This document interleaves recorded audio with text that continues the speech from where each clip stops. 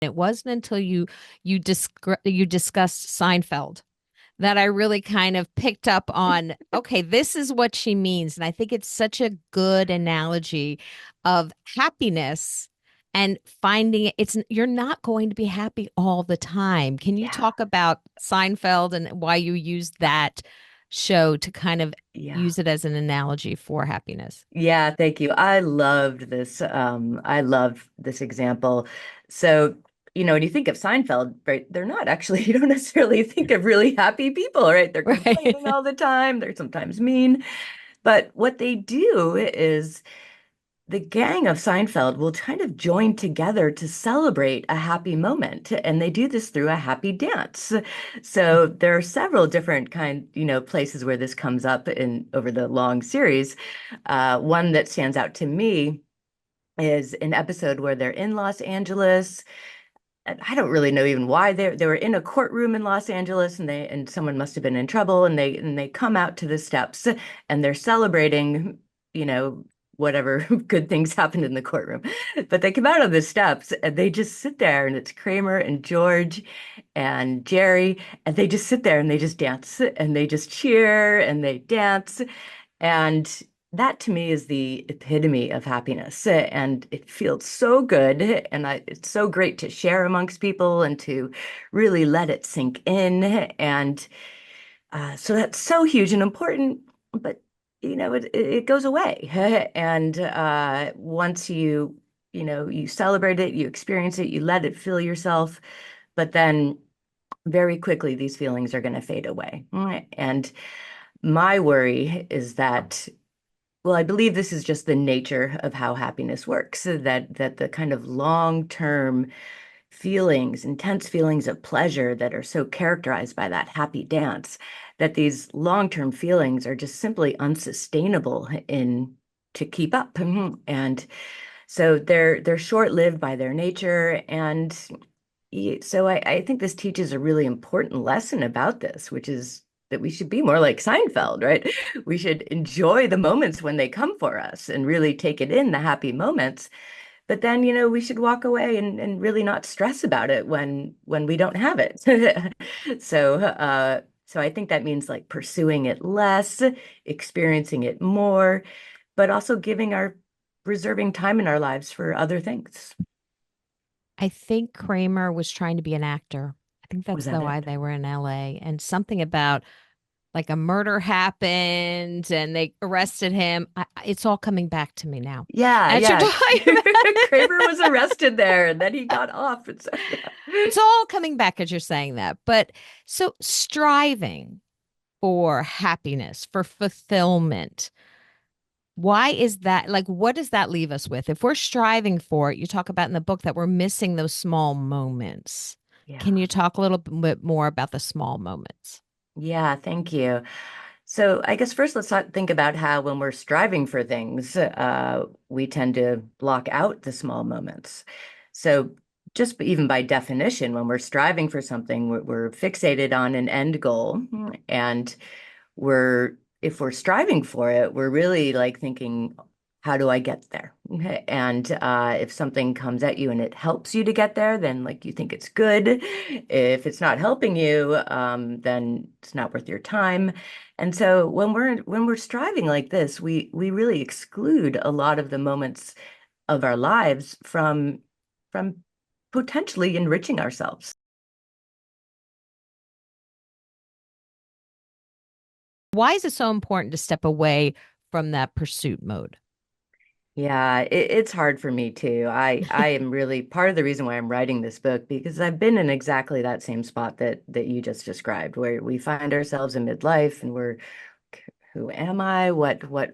How is this really how I want to go through the rest of my life? And I think throughout all of the career stones, the families, all of the things that are really important stages of life, they do they can leave us in this place where we find ourselves even like distant from what the things that we really care about. And so one of these things that happens is that we get very caught up in the pursuit of things. And the problem, pursuing things obviously essential, important, okay, a great way to find meaningful experiences, but it has this tendency to take over, right? When you are Oh, really yes.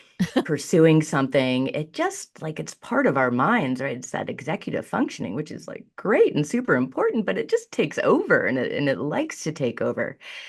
And what it does, I think, in one particular thing it does, I think, is just kind of like directs all of your mind towards the pursuit without leaving any space for you to have any other interesting thoughts.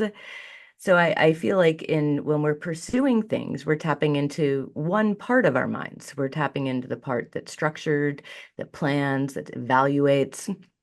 And we are trained throughout our lives to think that is the most important part of our minds. So we haven't been paying attention to the other part of our minds, which is unstructured, that we can just have these unstructured thoughts that we can engage just for the sake of engaging, right? Think about the circulatory system just for the sake of it, right? It doesn't matter where we end, right? But the point is just in engaging. It's going to really enhance our lives. So pursuit mode, I think this is probably the first and most important step for many of us to get on this kind of path towards having more interesting experiences is to pull back pursuit mode, right? Don't allow it to take over. You're still going to get places, you're still going to be successful, but just don't allow it to occupy all of your lives and then recognize when you've just been so caught up in pursuing something that you haven't had time for anything else. And I know, we all have demanding lives, and sometimes we'll get very caught up with something. I know I have been caught up with various work projects, with worrying about my family, and that's natural. That's going to happen. We shouldn't beat ourselves up about that, but we should also kind of like step back from that and be like, yeah, okay, time for me to have another kind of experience, right? I've really done this. And I know personally, when I come out of a long period of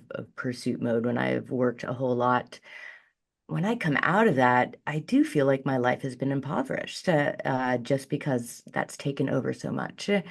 And, it's all about the good life happens over a life. And so it's just all about allowing yourself to recognize when something's been dominating you and to try to pull it back and allow room for other things to happen.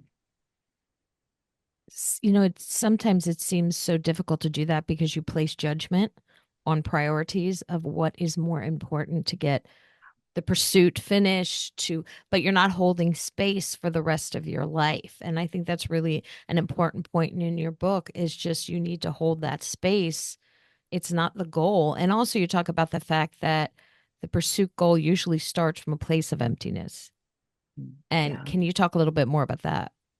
Yeah, I think that so often in life we are pursuing something because we find ourselves empty without it.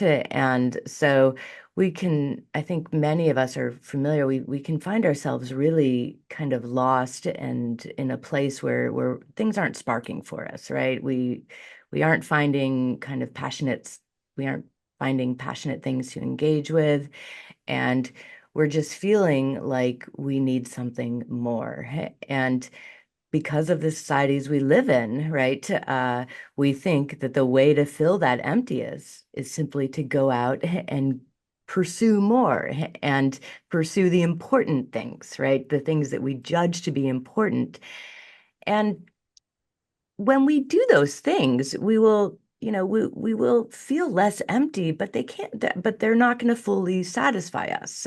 So if we take seriously the fact that, there's only one part of our minds that pursuit mode fills, right? That evaluative, striving part of our minds, when we go out and we pursue, even when we're very successful in that, we only fulfill just one part of us. We're so much more than that.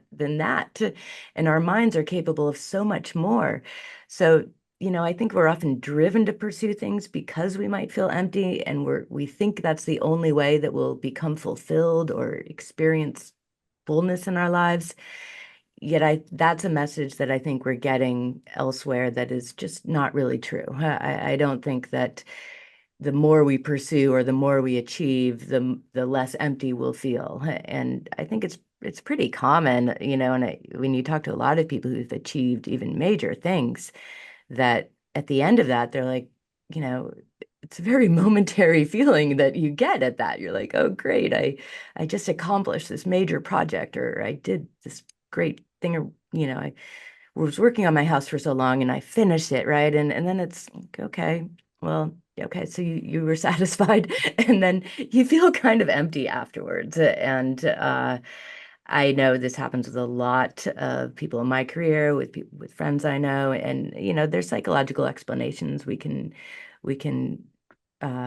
give of this, but the bottom line is, I think when we're pursuing these things, it only fulfills one part of you, and so it's not gonna, if it's emptiness that you're feeling, it's not necessarily gonna be the best bet just to kind of pursue something.